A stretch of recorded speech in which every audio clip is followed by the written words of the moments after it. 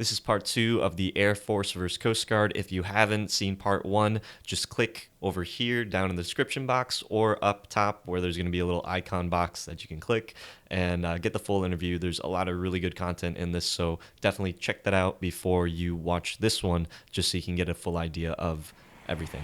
Talk to you guys soon.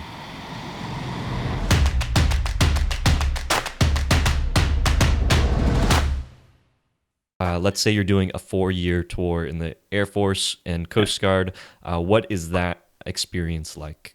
So you get your 8.5 weeks of basic training, and for either one, because Air Force was 7.5, they went back to 8.5 because they figured out it was actually better for you.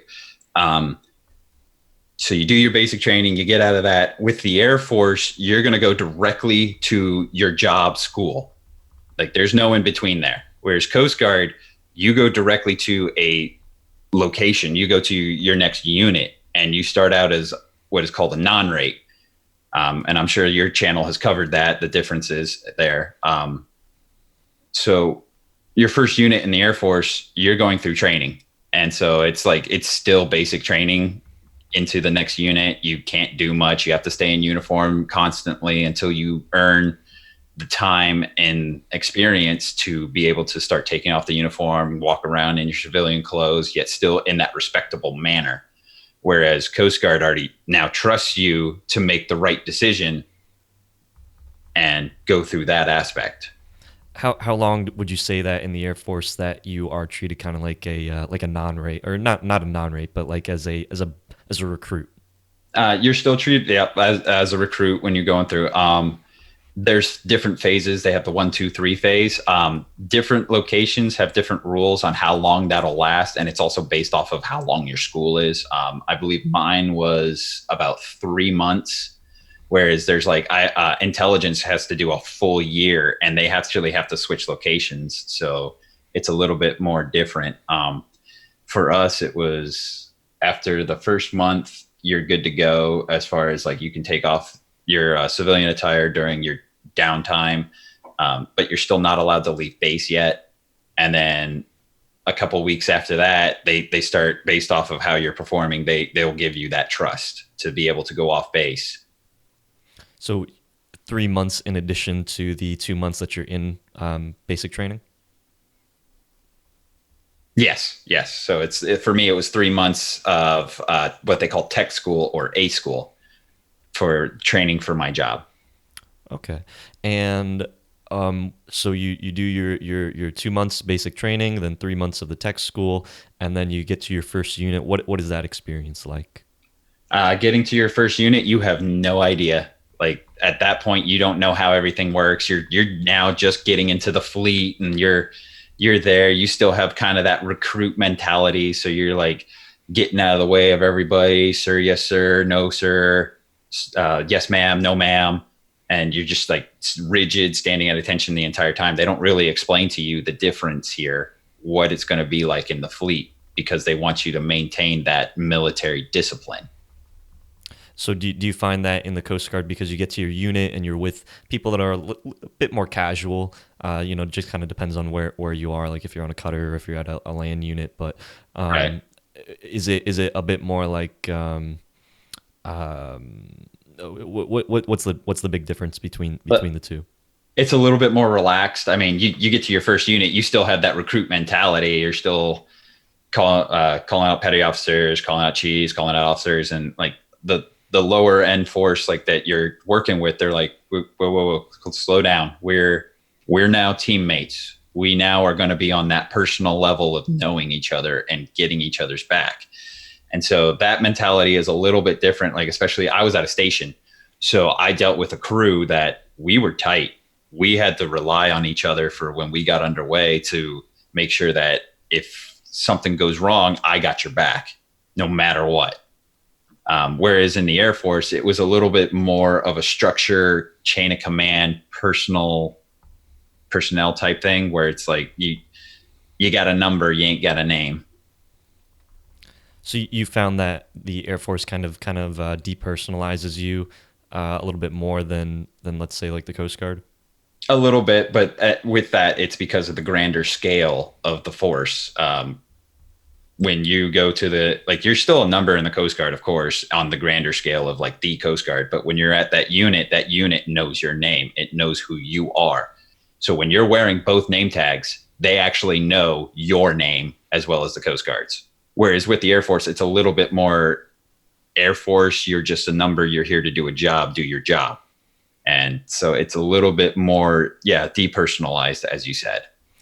Now, I forgot to ask this, but with the Coast Guard, you know, you come in, and then unless you're doing guaranteed A school, you become a non-rate. With the Air Force, do you pick your job before you get in, or how does that process work? So that process starts out at the recruiting office. And my recommendation is if you have a job in mind, hold out for that job. Like, you have to wait a little bit longer to get out of wherever you are. And I understand that, like, a lot of kids coming in, like, yeah, I get it. You want to get out of home. You want to get away from your parents. You want to be on your own. You want to be your own person, your own adult. Give it time. This is a life-changing decision, especially with DOD. You don't get the choice later on to really switch your job. It will hurt your career. It'll set you back. I mean, I set my career back by switching over to the Coast Guard, but that was a decision that was a risk and a challenge that I was willing to take. Sometimes that's not going to be easy to do. So yeah, you're going to go to the recruiting office. You're going to go to the recruiter. The recruiter is going to be like, hey, we're going to take a look at your ASVABs and see what you have, what you're available to take. And then they'll give you a list of jobs, and they'll sometimes just push for you to go into what is called a general occupation of like admin, mechanics, like just the general, where they get to pick where you go. Which I'm not going to say is bad. It's kind of like a fun Russian roulette kind of idea where it's like they put you into a job that they need you at. And a lot of times it can be fun. I mean, services, like I talked to a bunch of services guy. Those are the guys who like go work at the chow halls, at the gyms and all that. And they have a great time too.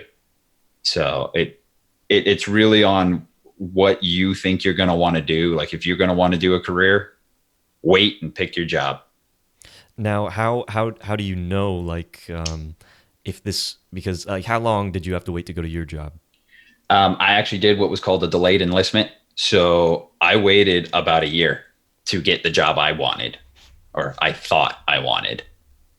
Um, yeah, I had to wait for that for an opening slot.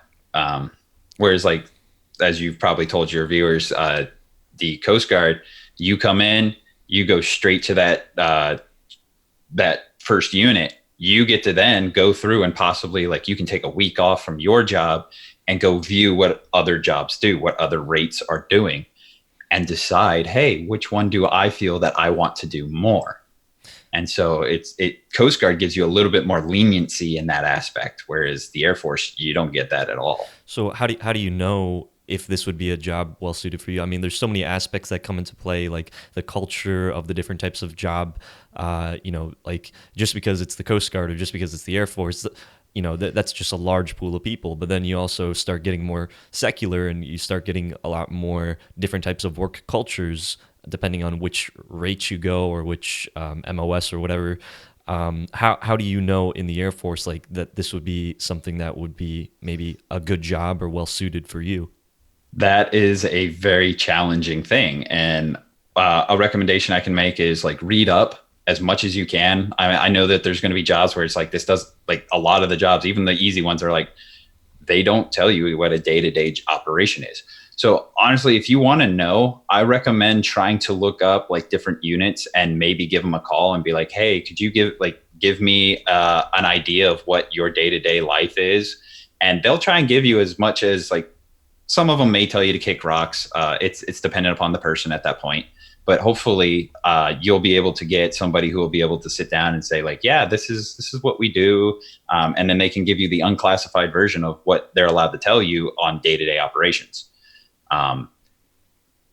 That's really your only idea that you can do. Maybe you can go visit a base if you can get somebody to get you on, but like with that, it comes limitations. So calling would probably be your best bet, and talking to your recruiter a little bit more. Hopefully you can get a little bit more personal with them. on the different jobs that are out there. But it is a time consuming, like you have to take time to show that what you want to do and find out what you want to do. A little pro tip is people on Reddit are very honest, and if you go on Reddit and you be like, "Hey, what's this job like?" People just tell it like it is because they let it all go, and they'll tell you exactly what is on their mind. But it is Reddit, so take it with a grain of salt. Yeah. But And another thing with that is like you'll get some people don't like their jobs. And so they'll be very, very salty about it. They will like down it so hard because they don't like what they do. So what you want to do is you want to get a feel from those people as well as the people who are like, yeah, this is a great job. I love this job. You want to get both sides so that way you can see the worst and the best and yeah, get a better knowledge base. yeah, you don't want to talk to someone that has a bias towards a particular side. You want someone that is a little bit more lenient on both. Um, and with the jobs in the Air Force, what is that process like? Do you like the Coast Guard minimum for the ASVAB requirement is a 65, and the jobs, there is a structure. If you don't have a certain ASVAB, you can't do a certain job. Like IT in the Coast Guard, it is a bit higher. You need a little bit more competency in certain areas, or you need a higher AFQT, or just like your general score. How does the job process work in the Air Force? Are all the really cool jobs reserved for higher ASVAB scores, or how does that work?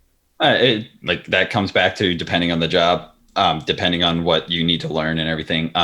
So ASVABs, they follow the same thing. I think Coast Guard or Air Force has a little bit different from what the Coast Guard does because the Coast Guard just takes the main scores and goes with those, whereas the Air Force takes a couple of scores because each job has a little bit more than what you would think. So they take those scores and like even them out and get a new score. So it's like if you look it up, you can look at like military.com. They explain how the Air Force breaks down the ASVAB scoring. But as you said, it's similar. Like my job for the Air Force, I had to have a 71 in electronics, and that was like I think mechanics with electronics mixed together, so that way I could get that scoring. Um, so it's a little different, but for the main point is the same. Okay. Now, last thing that I kind of want to talk about jobs is um, with the Coast Guard, we have very few ratings. With the Air Force, I believe that they have lots and lots and lots of different type of sub jobs. Yes. What are your, you know, I guess what is it like coming into the Coast Guard where an IT is doing a bunch of different things versus where the Air Force it is broken down into different subcategories. So with the Air Force, there's a grander scale. So when you get a job, you're very fine pointed to that job. You will do a specific role within the community of like say you got your IT. If when you pick to go into IT in the Air Force, you're going to pick one area of expertise where like you'll either do like security, you'll do networking, you'll do email, like you stick to that job. You never go outside it. So like one guy who chooses to go, I'm going to go into networking, I'm going to go into like the putting the wires in and everything. Well, you're stuck doing that now. You can't go, oh, I want to go do servers now. You can't do that because that's the server guy. He is the one who's doing that. So I'm not going to say that that's exactly the job titles, but it's the point of you have that one particular that you become specialized in, nothing else. Whereas with the Coast Guard, because we're so few, there's more to do. Like one day you're working on a server and you're trying to get it back up and running. The next minute you're running to a different place and changing out the wires, and then the next minute you're back at your home base fixing somebody's account because something went wrong, and then you go switch to over to email, and it's like you're doing many different things and getting an all around general based idea of IT. Does the Air Force not allow you to change jobs at all? It does, but it's just like changing a rate in the Coast Guard. It's a little difficult. You might have to go back and rank. You might have to get a new certification. Like it's all dependent upon the job. Do you lose your rank when Yes, you change jobs? I actually lost my rank when I switched over to the Coast Guard. Yeah, you may have to lose your rank, go back down to like from you might be in E6, you have to go back to E4. Oh, cool. Wow. And okay, so transitioning from the job, Oh, I'm sorry, I take that back. No, you don't lose the rank. Sorry, you keep the rank, but the positioning of the job, like you're no longer a journeyman. You're now like what was it? There's journeyman, craftsman, apprentice. apprentice. That's what it was. Yeah. Now you go back to being apprentice, so you have to go through the schooling again. So no, you don't lose the rank. I apologize. That is incorrect. But you will have to kind of start from the bottom, and you're going to be treated Yes. like basically like a recruit. For the most part, in the job titling, yeah, in the positioning of where you're going to work, yeah, you may actually have an E4 that's now your boss because of the positioning. Um, but with the ranking structure, you still got to mind your P's and Q's, of course, with that. Okay. And So and what about the logistics about that? Like I know with the Coast Guard, if I wanted to change my rate, I could talk to some people and I could change it. You would lose your rank, but you could change your rating. Is it kind of that seamless in the Air Force, or is it kind of a lot more? Um, uh, what's the difference? Well, with that, I know that like with the Coast Guard, when you if you want to change a rate, you have to go through your rate manager and see if they are able to release you because they're getting enough people in to take your place. So it's the same with the Air Force. So the longer you stay in that job, the harder it's going to be to get out of it. Air Force is maybe a little bit more difficult in that because like if you're in a what's it called, a critical career field, they probably will never let you go unless you're getting out. So with that, you want to be very careful and make sure that early on this is the job you want. Yeah, because we actually work with a guy. And throughout your Coast Guard career, you'll see lots of people that change their jobs. Nobody changes jobs all the time. Usually, it's just kind of like you're doing this one time, and it's usually earlier in your career. But is that kind of the same in the Air Force? Like you'll see people that change their jobs. Yeah, you'll definitely see it. I mean, I worked with different people from different jobs in the Air Force, and there was one that was like he had 10 years in, he switched jobs, and it's just like, wow, you're halfway done and you switched your job. All right. But it was because like the demand of what he wanted to do was a little bit more towards what he went to. So, like I said, it's kind of hard to see that. That one's amazing. Like when you see somebody who switches over after 10 years, but again, it's not unheard of, but it is difficult. Okay, and kind of going off of that, what is the work culture like, the Air Force versus the Coast Guard? Hope you guys like this video. If you did, give it a big thumbs up and consider subscribing if you haven't already. If you want to keep watching and you want to see the full series of this interview, check out right here or keep watching right here. Until next time, peace out.